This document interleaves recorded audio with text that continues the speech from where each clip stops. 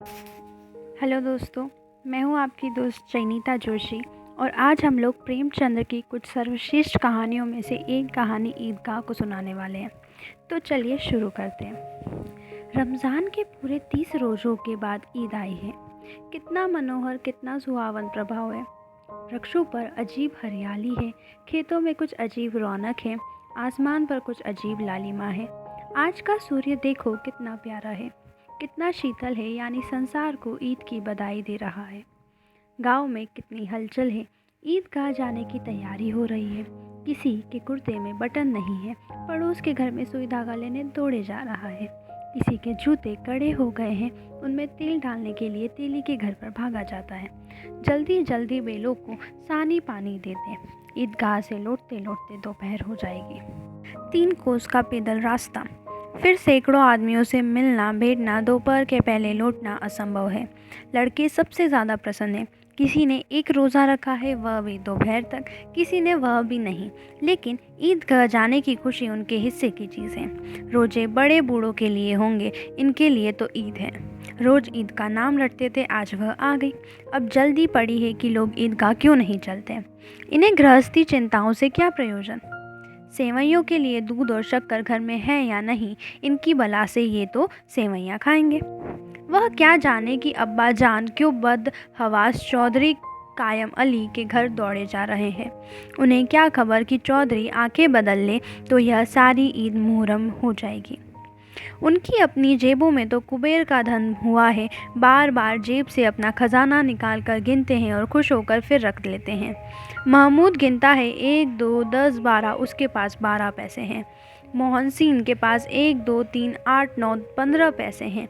इन्हीं गिनतियों पैसों से अनगिनत चीज़ें लाएंगे, खिलौने, मिठाइयाँ, बिगुल, गेंद और जाने क्या क्या। और सबसे ज़्यादा प्रसन्न है हामिद।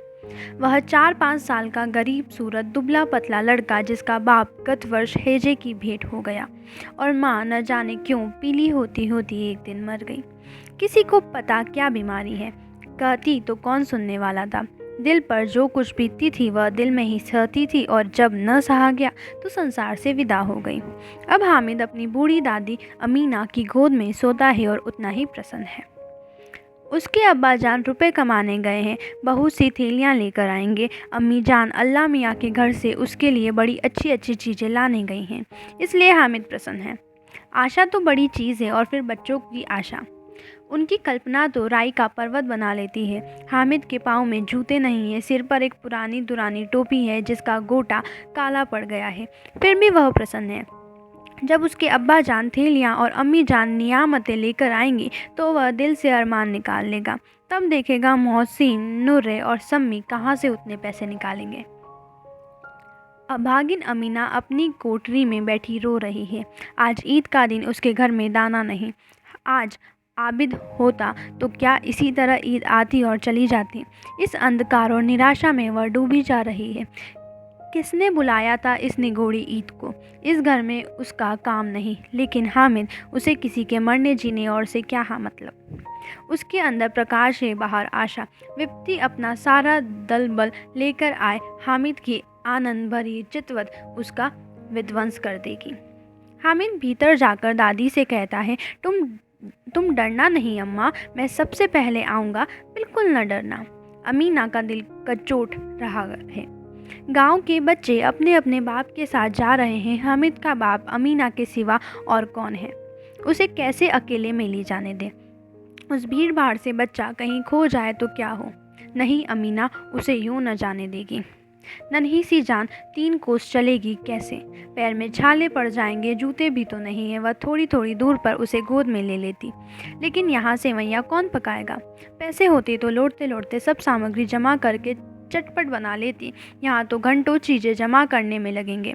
मांगे का ही तो भरोसा ठहरा। उस दिन फहमीन के कपड़े सिले थे, 8 आने पैसे मिले थे। उस अठन्नी को ईमान की तरह बचाती चली आती थी इसी ईद के लिए, लेकिन कल ग्वालन सिर पर सवार हो गए तो क्या करती। हामिद के लिए कुछ नहीं है तो 2 पैसे का दूध तो चाहिए ही। अब तो कुल 2 आने पैसे बच रहे हैं। 3 पैसे हामिद की जेब में, 5 अमीना के बटुए में। यही तो बिसात है और ईद का त्यौहार अल्लाह ही बेड़ा पर लगाए। दोबन और नाइन और मेहतरानी और चूड़ी हारिन सभी तो आएंगी, सभी को सेवैयाँ चाहिए और थोड़ा किसी को आंखों नहीं लगता। किस किस से मुँह चुराएगी और मुँह क्यों चुराए। साल भर का त्योहार है, ज़िंदगी खैरियत से रहे, उनकी तकदीर भी तो उसी के हाथ है। बच्चे को खुदा सलामत रखे, ये दिन भी कट जाएंगे। गांव से मेला चला और बच्चों के साथ हामिद भी जा रहा था। कभी सबके सब दौड़कर आगे निकल जाते, फिर किसी पेड़ के नीचे खड़े होकर साथ वालों का इंतज़ार करते। यह लोग क्यों इतना धीरे धीरे चल रहे हैं। हामिद के पैरों में तो जैसे पर लग गए हैं। वह कभी थक सकता है। शहर का दामन आ गया। सड़क के दोनों ओर अमीरों के बगीचे हैं। पक्की चारदीवारी बनी हुई है। पेड़ों में आम और लीचियाँ लगी हुई हैं। कभी कभी कोई लड़का ककड़ी उठाकर आम पर निशान लगाता है। माली अंदर से गाली देता हुआ निकलता है।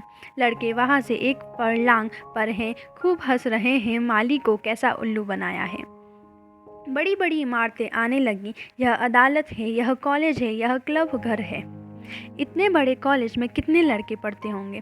सब लड़के नहीं जी, बड़े बड़े आदमी हैं। सच, उनकी बड़ी बड़ी मूछें हैं। इतने बड़े हो गए, अभी तक पढ़ने जाते हैं। न जाने कब तक पढ़ेंगे और क्या करेंगे इतना पढ़कर। हामिद के मदरसे में 2-3 बड़े बड़े लड़के हैं, बिल्कुल 3 कोड़ी के। रोज़ मार खाते हैं, काम से जी चुराते हैं। इस जगह भी उसी तरह के लोग होंगे और क्या। क्लब घर में जादू होता है। सुना है यहाँ मुर्दों की खोपड़ियाँ दौड़ती हैं और बड़े बड़े तमाशे होते हैं, पर किसी को अंदर नहीं जाने देते। और वहाँ शाम को साहब लोग खेलते हैं। बड़े बड़े आदमी खेलते हैं, मूछे दाढ़ी वाले, और मैं भी खेलती हैं। सच, हमारी अम्मा को यह दे दो, क्या नाम है बेट, तो उसे पकड़ ही न सके, घुमाते ही लुढ़क जाए। मोहम्मद ने कहा, हमारी अम्मी जान का तो हाथ कांपने लगे, अल्लाह कसम। मोहसिन बोले, चलो मानो आटा पीस डालती है, जरा सा बेट पकड़ लेगी तो हाथ कांपने लगेगी। सैकड़ों घड़े पानी रोज निकालती हैं, 5 घड़े तो तेरी भैंस पी जाती है। किसी मेम को 1 घड़ा पानी भरना पड़े तो आंखों तक अंधेरा आ जाए। महमूद, लेकिन दौड़ती तो नहीं, उछल कूद तो नहीं सकती। मोहसिन, हाँ उछल कूद तो नहीं सकती, लेकिन उस दिन मेरी गाय खुल गई थी और चौधरी के खेत में जा पड़ी थी। अम्मा इतना तेज़ दौड़ी कि मैं उन्हें न पा सका। सच। आगे चले। हलवाइयों की दुकान शुरू हुई। आज खूब सजी हुई थी। इतनी मिठाइयाँ कौन खाता, देखो ना, एक एक दुकान पर मनो होगी। सुना है रात को जिन्नात आकर खरीद ले जाते हैं। अब्बा कहते थे कि आधी रात को एक आदमी हर दुकान पर जाते हैं और जितना माल बचा होता है वह तुलवा लेते हैं और सचमुच के रुपए देता है। बिल्कुल ऐसे ही रुपए। हामिद को यकीन न आया, ऐसे रुपए जिन्नात को कहाँ से मिल जाएंगे। मोहसिन ने कहा, जिन्नात को रुपए की क्या कमी, जिस खजाने में चाहे चले जाएं, लोहे के दरवाजे तक उन्हें नहीं रोक सकते। जनाब, आप हैं किस फेर में। हीरे जवाहरात तक उनके पास रहते हैं। जिससे खुश हो गए उसे टोकरो जवाहरात दे दिए। अभी यहाँ बैठे हैं, 5 मिनट में कलकत्ता पहुँच जाए। हामिद ने फिर पूछा, जिन्नात बहुत बड़े बड़े होते हैं। मोहसिन, एक एक सिर आसमान के बराबर होता है जी। ज़मीन पर खड़ा हो जाए तो उसका सिर आसमान से जा लगे, मगर चाहे तो एक लोटे में घुस जाए। हामिद, लोग उन्हें कैसे खुश करते होंगे, कोई मुझे यह मंत्र बता दे तो एक जिन को खुश कर लो। मोहसिन, अब यह तो न जानता, लेकिन चौधरी साहब के काबू में बहुत से जिन्नात हैं। कोई चीज़ चोरी जाए, चौधरी साहब उसका पता लगा देते हैं और चोर का नाम बता देते हैं। जुमराती का बचवा उस दिन खो गया था। 3 दिन हैरान हुए, कहीं न मिला। तब छक मारकर चौधरी के पास गए। चौधरी ने तुरंत बता दिया, मवेशी खाने में है, और वहीं मिला। जन्नात आकर उन्हें सारे जहान की खबर दे जाते हैं। अब उसकी समझ में आ गया कि चौधरी के पास क्यों इतना धन है और क्यों उनका इतना सम्मान है। आगे चले। यह मुस्लिम लाइन है, यही सब कानिस्टेबल कवायद करते हैं। रेटन फाइफो रात को बेचारे घूम घूम कर पहरा देते हैं, नहीं चोरियां हो जाएं।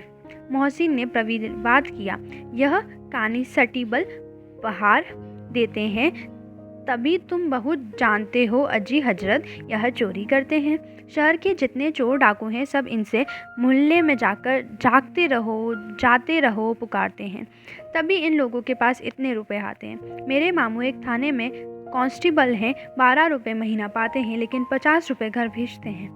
अल्लाह कसम, मैंने एक बार पूछा था कि मामू आप इतने पैसे कहाँ से पाते हैं। हंसकर कहने लगे, बेटा अल्लाह देता है। फिर आप ही बोले, हम लोग चाहे तो एक दिन में लाखों लाएं, हम तो इतना ही लेते हैं जिसमें अपनी बदनामी न हो और नौकरी ना चली जाए। हामिद ने पूछा, यह लोग चोरी करवाते हैं तो कोई इन्हें पकड़ता नहीं? मोहसिन उसकी नादानी पर दया दिखाकर बोला, अरे पागल, इन्हें कौन पकड़ेगा? पकड़ने वाले तो यह लोग खुद हैं, लेकिन अल्लाह इन्हें सज़ा भी खूब देता है। हराम का माल हराम में जाता है। थोड़े ही दिन हुए मामू के घर में आग लग गई, सारी लई पूची जल गई, एक बर्तन तक न बचा। कई दिन पेड़ के नीचे सोए, अल्लाह कसम पेड़ के नीचे फिर न जाना कहाँ से 100 कर्ज लाए तो बर्तन भाड़े आए। हामिद, 100 तो 50 से ज़्यादा होता है। कहाँ 50, कहाँ 150, एक थैली भर होता है, सो तो 2 थैलियाँ में भी न आए। अब बस्ती घनी होगी नहीं। ईदगाह जाने वालों की टोलियां नजर आने लगी, एक से एक भड़कीले वस्त्र पहने हुए, कोई इक्के तागे पर सवार, कोई मोटर पर, कोई इत्र में बसे। सभी के दिलों में उमंग। ग्रामीणों का एक छोटा सा दल अपनी विपन्नता से बेखबर, संतोष और धैर्य में मगन चला जा रहा था। बच्चों के लिए नगर की सभी चीज़ें अनोखी थीं। जिस चीज़ की ओर ताकते ताकते ही रह जाते और पीछे से हॉर्न की आवाज़ होने पर भी न चेतते। हामिद तो मोटर के नीचे जाते जाते बचा। सहसा ईदगाह नजर आई। ऊपर इमली के घने वृक्षों की छाया है, नीचे पक्का फर्श है जिस पर जाजम बिछा हुआ है और रोजेदारों की पंक्तियों एक के पीछे एक न जाने कहाँ तक चली गई है, पक्की जगत के नीचे तक, जहाँ जाजम भी नहीं है।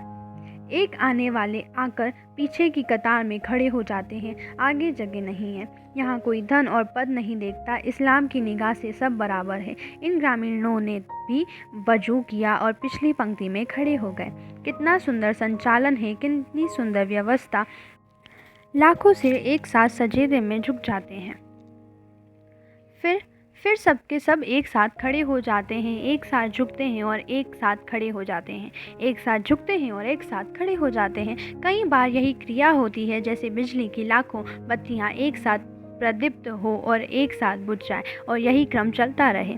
कितना अपूर्व दृश्य था, जिसकी सामूहिक क्रियाएं, विस्तार और अनंतता हृदय को श्रद्धा, गर्व और आत्मानंद से भर देती थी। मानव भ्रातृत्व का एक सूत्र इन समस्त आत्माओं को एक लड़ी में पिरोए हुए हैं। तो ये थी हमारी ईदगाह की कहानी का पहला एपिसोड। अगर आपको अच्छा लगा हो तो प्लीज़ इस चैनल को फॉलो करें और अगले एपिसोड के लिए बने रहें। धन्यवाद।